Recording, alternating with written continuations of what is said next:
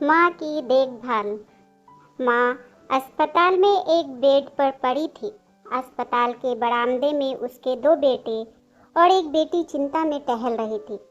भाई बहन को अपनी माँ के लिए सेहत की चिंता तो थी, लेकिन उससे भी ज्यादा चिंता इस बात की थी कि अब माँ को अपने साथ कौन रखेगा।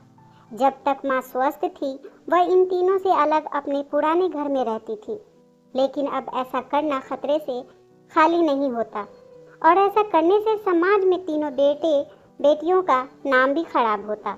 लोग कहते कि देखो कैसी औलादें हैं, बीमार माँ को अकेला रहने के लिए छोड़ दिया। एक घंटे से बिना कोई बातचीत किए वह तीनों अपने अपने विचारों में खोए हुए थे। फिर बहन ने अपनी चुप्पी तोड़ते हुए अपने बड़े भाई की तरफ देखते हुए कहा, भैया आप बड़े हैं, इसलिए आपका कर्तव्य है कि माँ को जरूरत के समय आप रखें और उनकी देखभाल करें।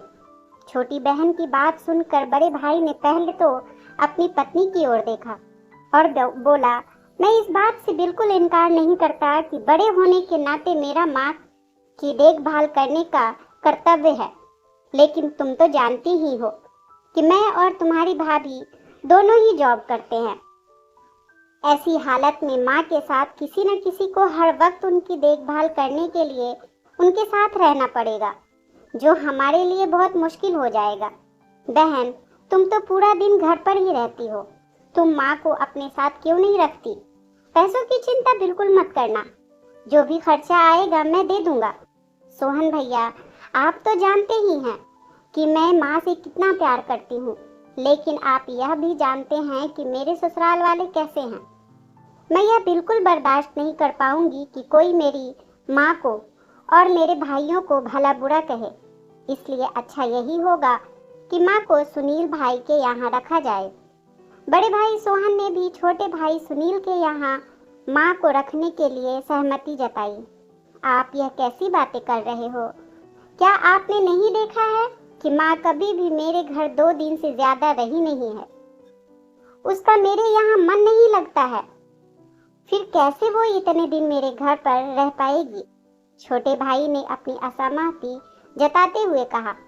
इससे पहले कि इस चर्चा का कोई नतीजा निकल पाता, एक नर्स वहां दौड़ते हुए आई और कहने लगी, क्या आप ही वार्ड नंबर 4 में एडमिट मरीज के रिश्तेदार हैं?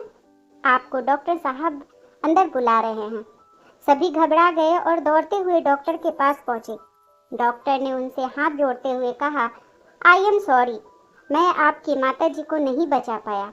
डॉक्टर की इस खबर ने सबके चेहरे पर झूठी मूठी दुख की परत तो चढ़ा दी थी, लेकिन सभी के दिल के किसी कोने में इस बात की खुशी भी छुपी हुई थी कि अब उन्हें माँ को नहीं संभालना पड़ेगा और माँ की वजह से उन्हें परेशान भी नहीं होना पड़ेगा।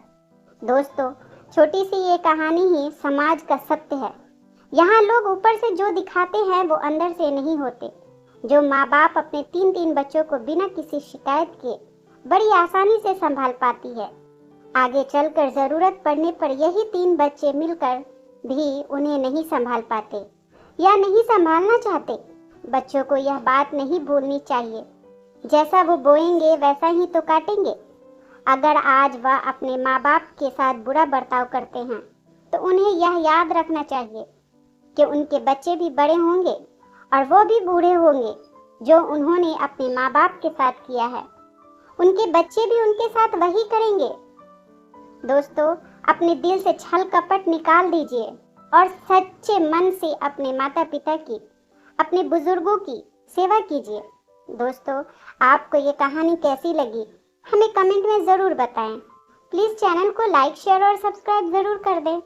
एक नई कहानी के साथ मैं आपसे फिर मिलूंगी। इस कहानी को सुनने के लिए आपका बहुत बहुत धन्यवाद।